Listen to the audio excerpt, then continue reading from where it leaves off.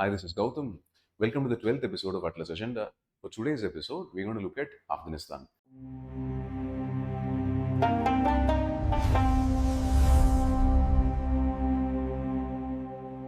And thanks to all the students who are consistently commenting on all the videos previously, including the last one. And as usual, first we'll start with the main reason why Afghanistan is there in news.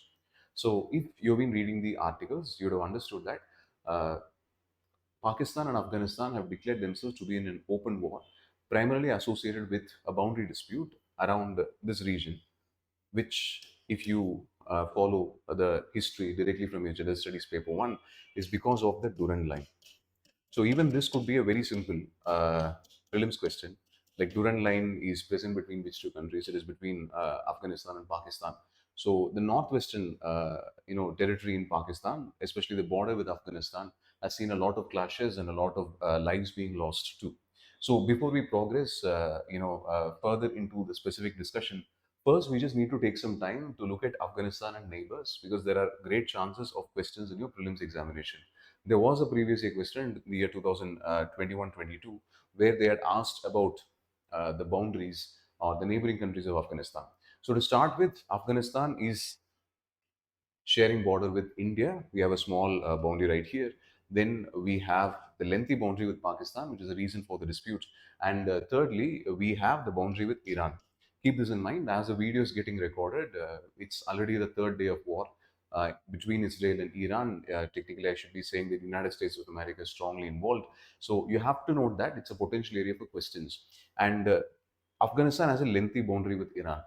Now, if you take the northern part of Afghanistan, it is a landlocked country, and the northern part has Central Asian countries to be predominant boundaries. For example, it has Turkmenistan as number one. Then there is a small boundary with Uzbekistan, and after Uzbekistan, the last Central Asian country is right here. That's the boundary with Tajikistan. Now, if you look at the countries again, India, Pakistan on the south and southeastern side, then you have Iran on the western side, then there are Central Asian countries which are present on the north, Turkmenistan, Uzbekistan, and then finally Tajikistan.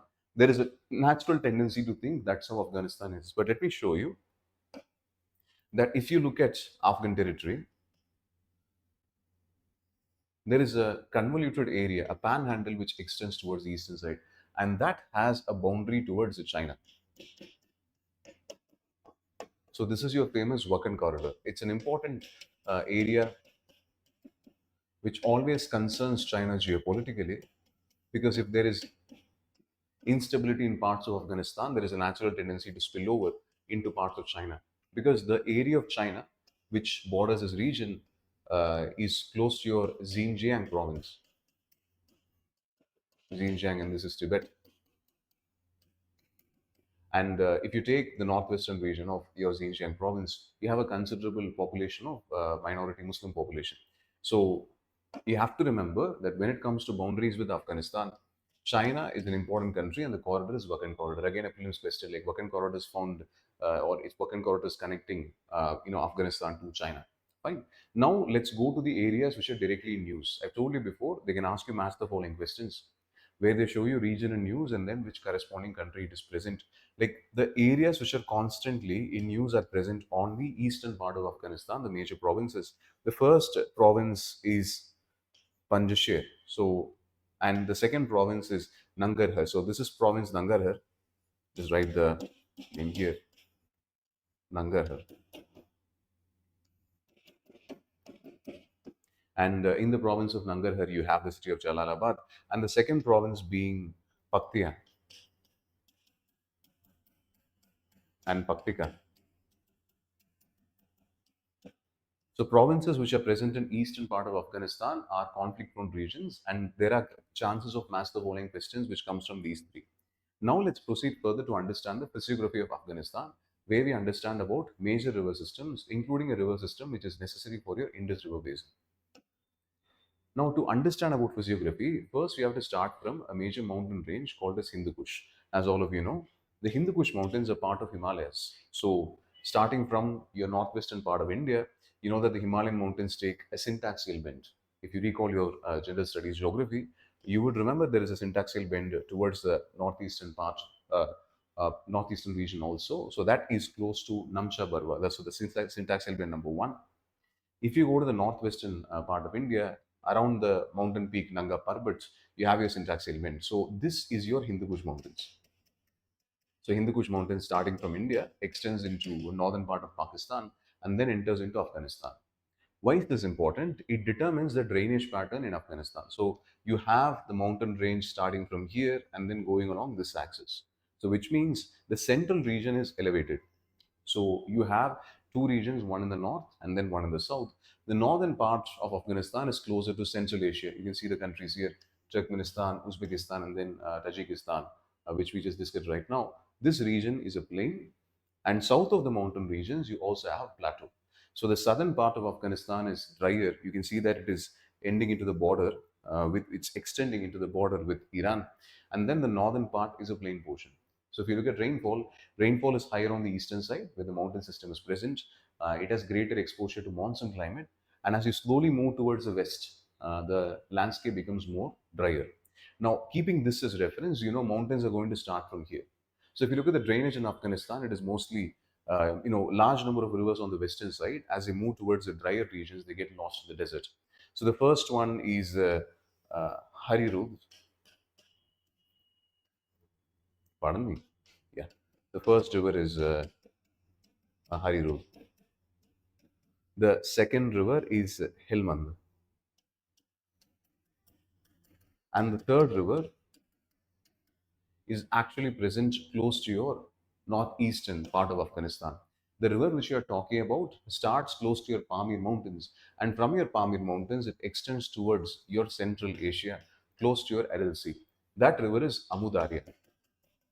I think most of you are familiar with Amudarya, and most of you are familiar with where it moves towards the Central Asian region, LLC also. LLC has dried up by more than 90% in the last 60 to 70 years, primarily because of agriculture-related activities where freshwater resources was diverted from LLC. So recall again, based on the Central Highlands, you have rivers, Harirud and Helmand moving towards the western side and getting lost in the dryland regions of Iran. At the same time, starting from the Pamir Mountains, you have the Amu Darya forming the boundary of Afghanistan with Central Asian countries before slowly going towards the dryland regions of Central Asia. Now, keeping this in mind, let's talk about a major river. Now, if you've noted down, you'd see that this is where we have Kabul. And you will see that river systems starting from the Central Highlands also flow towards the eastern side. This was in current affairs. Why again? Well, there is an important river called Kabul River, just like the name states. And Kabul River is part of your Indus drainage system. So, Indus drainage system, the main river starts in Tibet, in China, then transcends India, and then goes towards Pakistan, and finally has its large delta towards your Arabian Sea. So, if you look at River Kabul, Kabul is a major tributary which moves from Afghanistan towards Pakistan. So, it crosses through the city of Jalalabad and then merges with Indus River inside Pakistan. Now, why is it important? Well, after the formation of the Taliban governments in Afghanistan, India did have negotiation, and India has volunteered to help in the construction of a dam across Kabul River, which was not welcomed by Pakistan primarily because Pakistan sees it as a geopolitical move. But the point being noted that India has already invested a lot of money in Afghanistan for healthcare, at the same time for hydroelectric power during the time period when the Taliban government was not there. When the government in Taliban was sorry, the government in Afghanistan was principally guided and molded by the United States of America. So there are a lot of Indian investments, and from Indian perspective, we definitely have to protect those investments. So having a good relationship here, the proposal of the infrastructure project is actually to promote better relations. So that is why it was in use. So keep that in mind. Apart from the three rivers which we discussed here, you also have to remember River Kabul, which is a tributary of Indus. So now we are going to the end of the discussion, and now we just want to talk about the Hindu Kush Mountains one more time. So if you recall, I just mentioned about the presence of the Hindu Kush Mountains dividing Afghanistan, and it's because of the divide that you have a drainage system. I want you to focus real clearly. Hindu Kush Mountains is not perfectly on the border between Afghanistan and Pakistan. This is your Durand line, the one which we mentioned at the start. Now, why is this important? Well, Afghanistan can be broadly divided into two parts. Your ethnicities and cultures are divided. There are a lot of tribes, of course, but if you look at the southern part of Afghanistan, that is south of the Hindu Kush Mountains, you have a higher population of Pashtuns. Of course, Afghanistan is made of a large number of minority tribes, but Pashtuns form the majority within that group. The population is roughly between 42 to 45 percentage, depending on different estimates. And if you go to the north of the mountains, as you can clearly remember from the previous discussion we had, northern part of Afghanistan shares borders with Turkmenistan, Uzbekistan, and then Tajikistan also. So you have tribes which have closer contacts with Central Asia. Of course, in terms of population, they would be minorities, but you have to keep it in mind. This makes Afghanistan's politics extremely complicated. If you look at the members of the Taliban, they might be sourced from different groups. Or even if you go to the history of the rulers which are present in Afghanistan, whichever tribe tries to cling on to power, it's not possible for any tribe to rival the Pashtuns and then maintain their power position. It has always been the case that Pashtun support is extremely important. Fine. So even though there are a lot of Central Asian tribes, because relatively they are a minority compared to the 40 to 45%. Now let's go into Pakistan. Now, if you look at Pakistan's provinces, it is right here. Pakistan has four major provinces, and the most important province for Pakistan's military, economy, and its agriculture is Punjab, as you would all know. Sorry, so that's Punjab. But there are three other provinces. So close to India, we have Sindh, and to the southwestern part of Pakistan, we have Balochistan. It has 40% of land area, and there are strong insurgency tendencies in Balochistan, which is an internal problem which Pakistan is unable to solve. But the point which I want to drive home is regarding this region. That is Khyber Pakhtunkhwa. And your Hindu Kush Mountains roughly transcend here. And I just told you, it is in the southern part of uh, Afghanistan that you have a large Pashtun population. So this Pashtun population is also across the boundary towards northwestern part of Pakistan, that is the Khyber Pakhtunkhwa province. And this is where you have the conflict escalating, because even though you have the border, the tribal relationship on either side of the border, those contacts are pretty stronger, and that leads to a lot of complications when it comes to diplomacy and relation between both the countries. So it's because of this primary issue, that is sharing of cultural ties and tribal rights, that tribal relationship and kinship. That is exactly why the Khyber Pakhtunkhwa region is unable to gel with Punjab, because Punjab is the most dominant state in Pakistan, and that's to give you an overview of the basis of conflict in Durand line. So, and finally, you have to remember that this region is Caspian Sea. In spite of all this conflict, why is Afghanistan important for global affairs? You have to understand, even though it is a landlocked country and it has to depend on Pakistan for accessing the Arabian Sea through Karachi, there was an important project of transporting natural gas from Caspian Sea towards India. It was called as a peace pipeline, but because of the antagonistic attitude of Pakistan and state-sponsored terrorism, this has never really seen the light of the day. So the pipeline, as you would all remember, is your Tapi pipeline, that is Turkmenistan, Afghanistan, Pakistan, and India. The primary reason being, if you're talking about connection between South Asia and Central Asia, definitely Afghanistan's role is unavoidable. At the same time, Iran does have access towards parts of Central Asia through the boundary with Turkmenistan.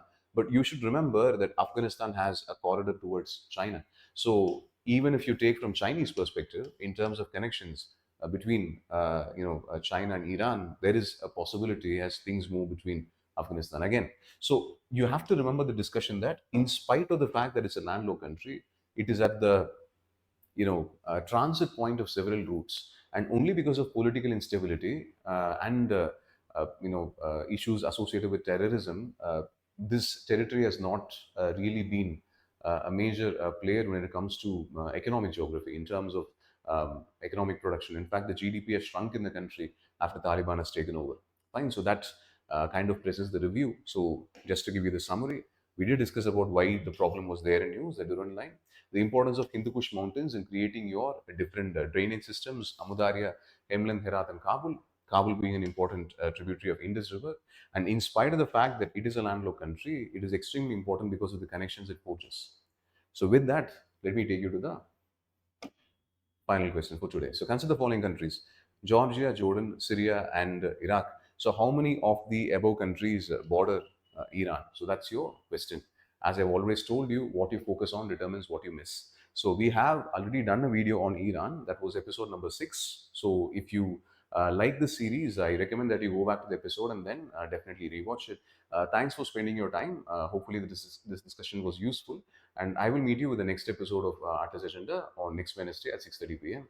Thanks for your time. And with that, let me close. This is Gautam signing off.